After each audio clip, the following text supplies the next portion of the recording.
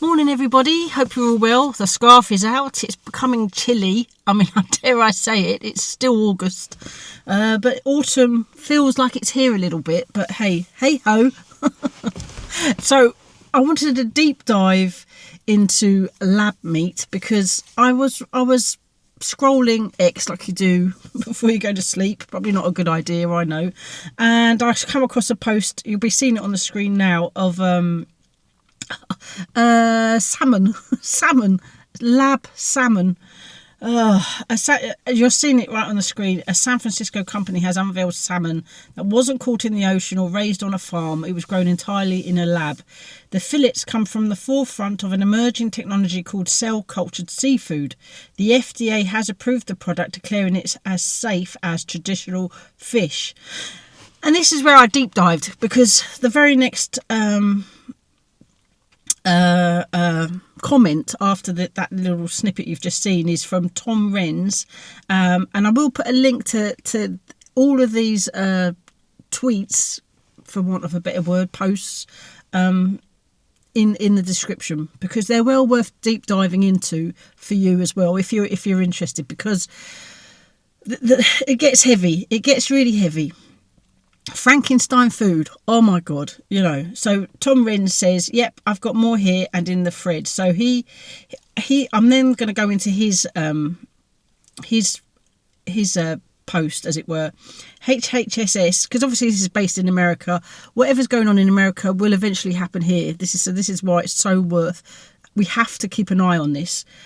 Approves lab-grown salmon cancer meat with zero independent safety testing. Notice, though, that he's called this lab-grown salmon cancer meat. And this is where we're going to deep dive into, because why is he calling it cancer meat? And that is the question. So I'll just read what he's saying. I'm not going to read every single thing on this post, because it's incredibly long and it goes into really good detail. But I will just read the beginning of it, as it were. Lab-grown meat literally meets the definition of cancer. See my previous thread below, and there is a link to that. And the FDA is allowing this new category of artificial food, in quotation marks, to be put into the market with zero independent testing. The only data on the safety or efficacy, I can't say that word, of this fake salmon cancer meat is from the manufacturer, and it was approved on that basis. The salmon cancer meat is actually referred to by the FDA as cultured salmon cell material. This is not meat, quotation marks, and is certainly not salmon. It's just calling it that. Surely there's a descriptive. When you not as described. It's not salmon. It's got no relation to salmon whatsoever. It's the fakeness of it is incredible, and the audacity as well. Because if you put something on and said this is Adidas, and it wasn't Adidas, but it's something that looked like Adidas. It was fake. It's fake. You would be that listing would be taken down. Why is this not being applied to the food that we eat? It doesn't make sense. Well, there's money. There's money involved. Brown envelopes, I don't know. The salmon cancer meat is actually referred to by the FDA as cultured salmon cell material. Oh, I've said that. In the letter, the FDA even admits it did nothing other than read the reports from the manufacturer and rubber stamp an approval. Secretary Kennedy, how is this in the universe of MAHA, M-A-H-A, because of obviously it's what's his name? What's his first name? Robert Junior Kennedy. Robert Kennedy Jr. He's obviously changing a lot to do with the sort of the highly processed foods in America. And obviously Tom, what's his name, Renz, is asking him, he probably won't see it, but I don't know. How is this in the universe of MAHA? Or MAHA, did you even look at the chemicals used in creating this lab-grown salmon cancer? And it does actually give the US Food and Drug what would you call it? Their approval thing, their approval document, if you like. There's more. It also gives oh the letter saying that it approves it, etc., etc. And yeah, I mean, which is good information. So then, this is the deep dive rabbit thing. So Tom Wren goes on to say that here's the thread where I show that lab-grown meat is literally cancer, and it was even confirmed by Grok. Obviously the Twitter's X's AI. And the thing about Grok, which I really like, is that you can debate it. Now, I am actually at the moment doing editing a vlog on edible insects, where we're kind of deep diving into the stats where they say, oh, so many percentage of UK households are willing to try edible insects, and that vlog's coming soon. I'm close to finishing it. It's taken some time because of working hours and all that kind of stuff. So I'm going to go into that one. It's all on the screen. So Tom Wren's was on the Real Alex Jones. I think they do a sort of podcast or something like that. And I've kind of vaguely heard of him. It's because it's based in America, so I'm not, completely... You may have heard of him. We talked about the fact that lab-grown meat is essentially eating cancer. So I asked Grok. Initially, Grok took the mainstream position, but after debating with me, Grok admitted that 1, lab-grown meat is essentially derived from cancer cell lines, and that most people and experts would agree with that. 2, the real reason the Bill Gates lab meat crew won't tell you this is because no one would want to eat cancer meat. Moral of the story is that Alex Jones was right again. Lab-grown meat is really cancer meat. Enjoy. Now, it goes on and on. Honestly, this is such a long thread, and I highly recommend you go into it.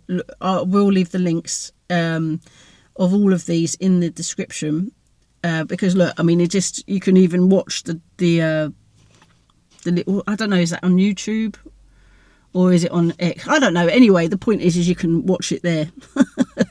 So, cancer meat. Now, why are they saying, is it cancer meat? And the reason is because there's 2 types of cells that in these labs that they use. First, number one is primary cells, where they get the biopsies. They don't like using these because these cells don't have a long life. They're not immortal. The other one is. That's the difference. The primary cells, you have to keep going back for these biopsies. Now, I said this early on. I said, well, what about that poor blooming animal where they keep kind of scraping the cells from it? It's a living animal. That doesn't sound great either, does it? But that's what primary cells are. For the lab meat, for where they're growing it, they need those cells to be immortal. Cancer cells are also immortal. The difference is cancer cells are kind of chaotic, form tumours, eat living tissue, and it's also got that negative. I mean, you hear the word cancer and it's like the end of the world. It's anyone who's it's a death sentence. So obviously those people that are making lab meat do not want that word associated with what they're making, because it's like the death knell. I mean, so whenever we refer to lab meat, we must refer to it as cancer meat. And this is the reason, because they are using immortal cells in order to create their lab meat. And there is a difference, and this is where it gets interesting. With this immortalization, that's the commonality between the two. So the cancer cells are immortal. These lab meat cells that are beginning to be used more primarily over the primary cells are also immortal. That's the similarity. But that one is in a lab condition, so it's controlled. It's controlled by the labs. It's controlled by temperature. It's controlled by hygiene. Literally, all of these things. Temperature. If I've already said that, I don't know. They have sort of alert systems in case it kind of, all of that kind of stuff. So I then thought, well, I'm going to do the same thing, because I quite like doing that, is asking Grok and having a kind of little mini debate. So I do that. Where did I put that? Oh, I've got to go into X. Hold on, bear with. I'm just going to open the window. It's actually quite warm now. I'm warming up in here. Oh, that's better. Right. So this is the thing, is it's the type of cell, and I'm going to put the word here. I don't know how to say it, but I'm going to try. Oh God, this is the question I asked Rock, and this is an immortal cell. Now, I will quickly add that these cells come from animals. There is a lot of confusion about whether or not lab meat comes from humans. There are immortalised cells that are in existence, and it comes from a woman that they sourced these from in the 1950s. They had her cells and they kept them, and then they were started to be used for medical research, etc. Apparently, it's been categorically said that it's animal cells that are used in the cancer meat industry. So. And because as a common, we're animals too. So the immortal cell is called the mesenchymal cell lineage, and I saw that on that. Those documents I showed you earlier. I read them, and it mentions this mesenchymal. I don't know how you say that. And I said, so I thought I'd ask Rock, where does the mesenchymal cell lineage for lab-grown meat originate from? Because I was actually curious. I thought, well, I want to know, is this from a human, or is this from an animal?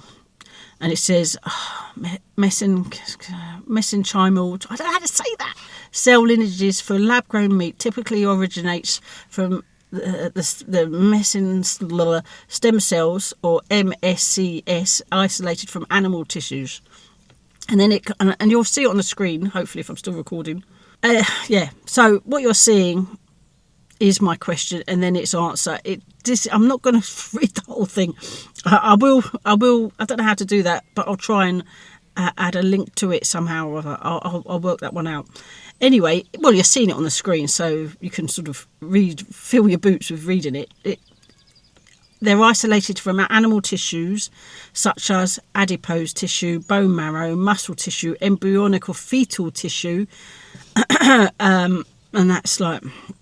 And it says, though this is less common due to ethical and regulatory concerns, umbilical cord or placenta, if you're having a baby, never let them have it. You don't let them. Get them to destroy the placenta, otherwise it's going to be used without your permission, and I've heard of this. These cells are typically harvested from a small biopsy of the target animal, e.g. cow, pig or chicken, cultured and then induced to differentiate into muscle, fat or connective tissue cells in a bioreactor using specific growth factors and scaffolds. And when they say scaffolds, they mean these kind of little things that the cells kind of grow around to replicate meat. Absolutely gross. Is it ever sourced from humans? No, mesenchymal cell lineages for lab-grown meat are not sourced from humans. The industry focuses on animal-derived cells, i.e. cows, pigs, chickens. You'll see it on the screen, due to ethical, regulatory and consumer acceptance concerns. Using human cells would raise significant ethical issues, violate food safety regulations and be impractical for commercial production, etc., etc., etc., etc. Additionally, no credible reports or research indicate human cells being used in lab-grown meat production. From a scale of 1 to 10, how sure are you, based on facts, that this isn't sourced from humans? Hopefully, it will be on the screen. Based on available facts, I am 10 out of 10 certain that lab-grown meat is not sourced from human mesenchymal cells. Now, I know I'm mangling that word. I can't be saying it right. But there we are. You've seen how it's spelt. I don't know. Then it gives you the supporting evidence, regulatory oversight, industry standards, ethical and legal barriers, consumer acceptance, scientific literature, all their caveat.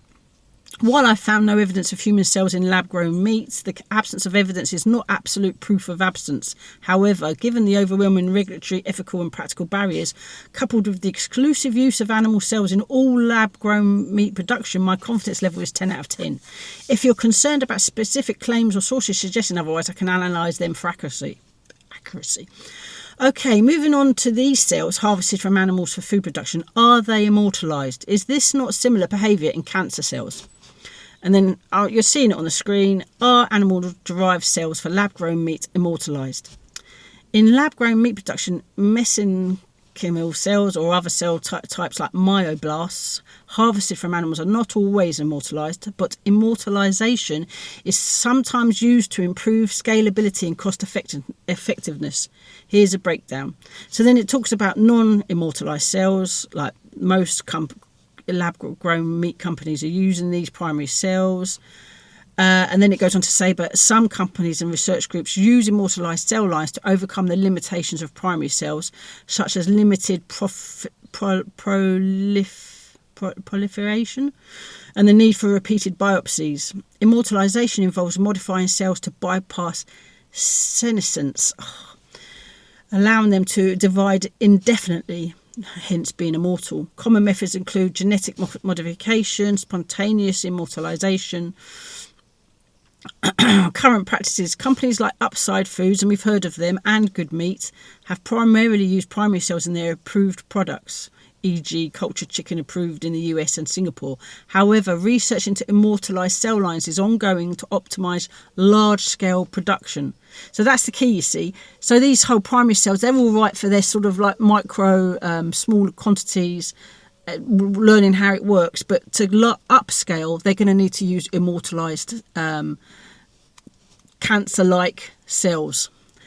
So that's for it to get onto the general sales situation. They're going to have to be cancer-like cells in order for them to make the lab meat.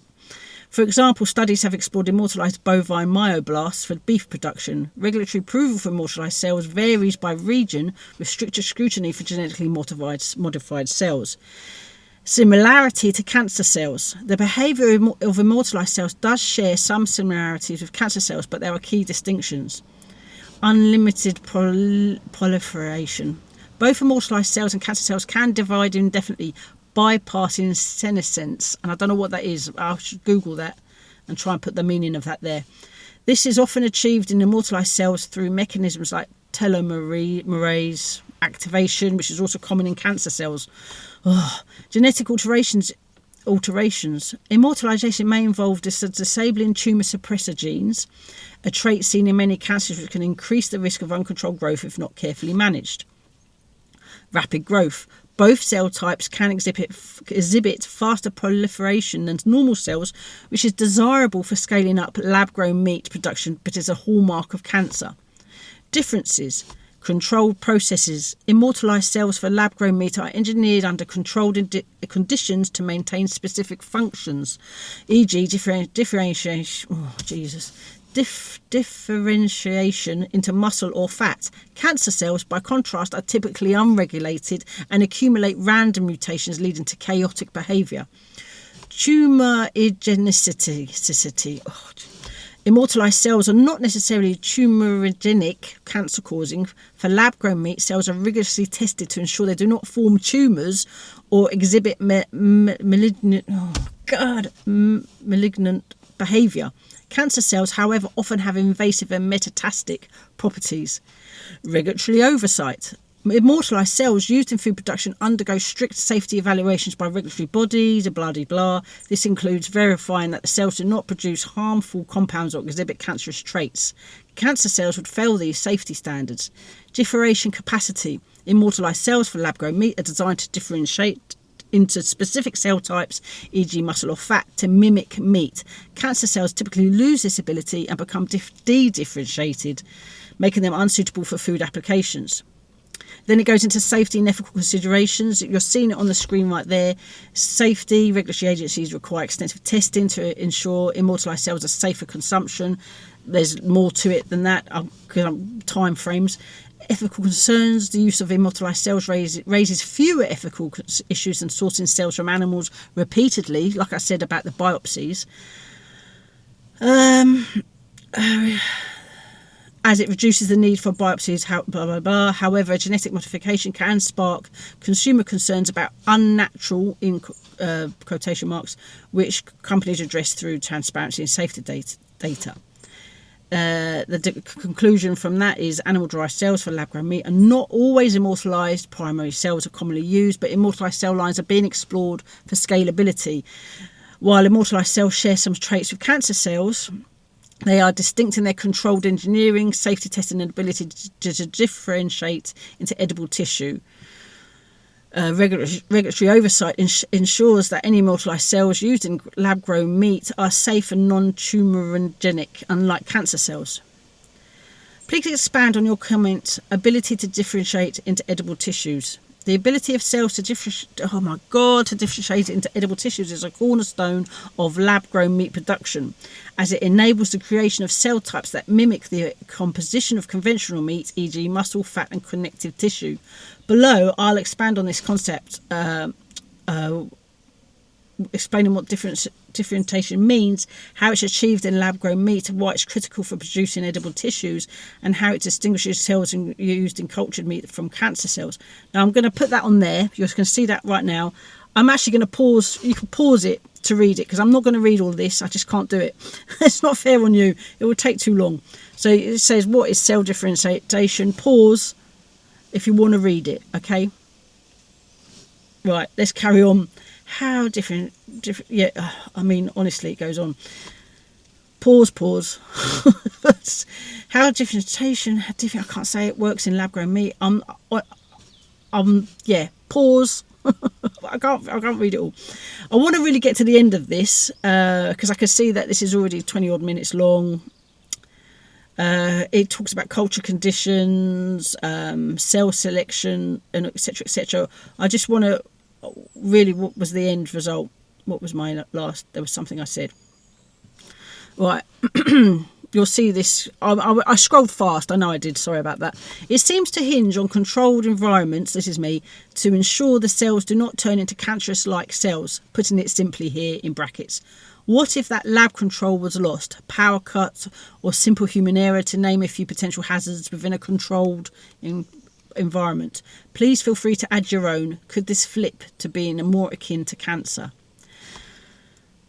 So that's Grok's response. You're absolutely right that the controlled environment in lab-grown meat production is critical for ensuring cells differentiate into safe, edible tissues rather than exhibiting controlled cancer-like behaviour. If that control is lost due to disruptions like power outages, human error or other hazards, there's a theoretical risk that cells, especially immortalised ones, could behave in ways that resemble cancer cells, though significant safeguards and biological factors mitigate this risk.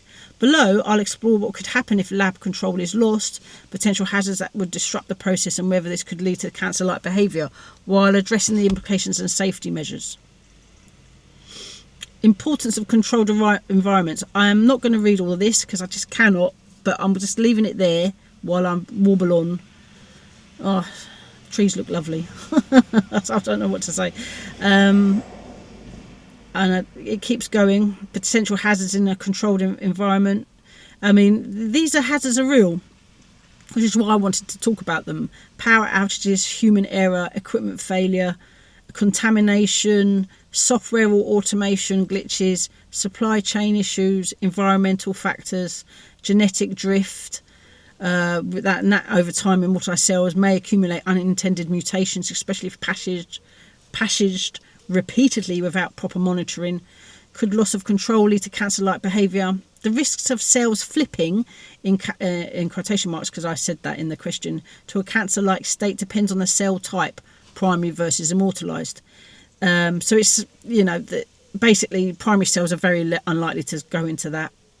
They have a finite lifespan, basically, and are less likely to exhibit cancer-like behaviour, because obviously immortalised cells, that is a cancer trait, cancer cell trait, the immortalisation.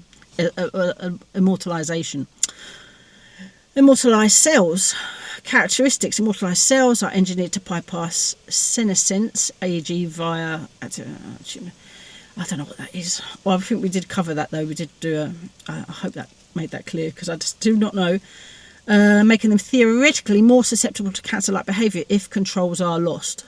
And then it talks of impact of disruption, power outage again, human error. It talks about all of that. Hopefully you can see that. Pause if you want to. Contamination, genetic drift again, outcome. Immortalised cells are more vulnerable to cancer-like behaviour than primary cells due to their engineered ability to divide indefinitely. However, this requires significant and sustained disruptions as well as specific conditions, e.g. mutations, disabling remaining tumour suppressors or activating oncogenes.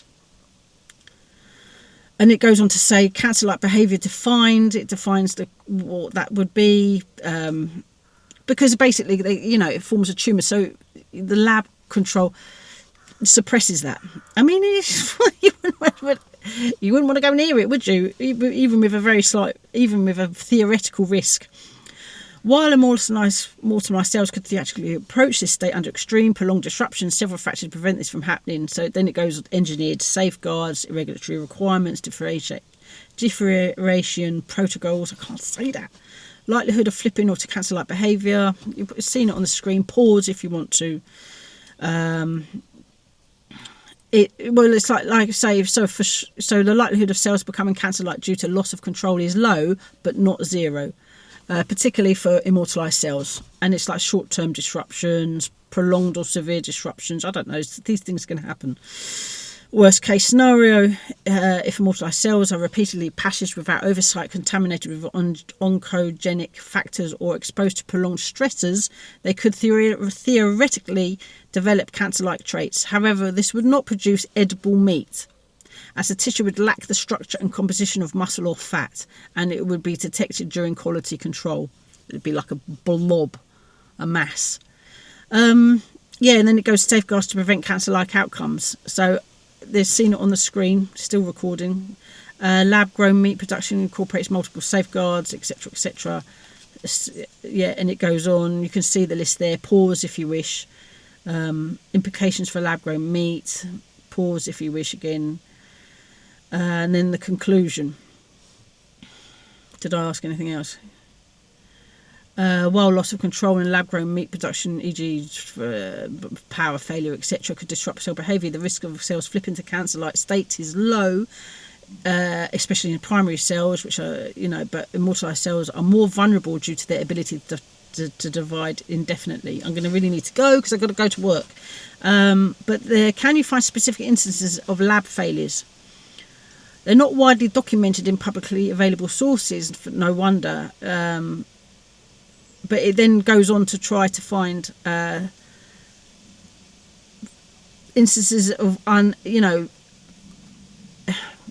like this one, Upside Foods misleading scalability claims. And I've covered this. It's on the screen right now. Pause if you wish. And then the high energy and resource demands leading to process inefficiencies.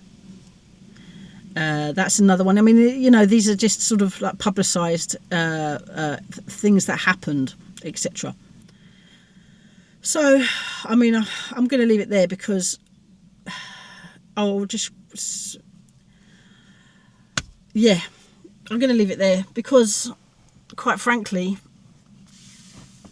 immortalised cells do mimic cancer cells. All right, so they'll have strict this da-da-da in their labs, but would you really want to eat something that was akin to a cancer cell, even under strict controls?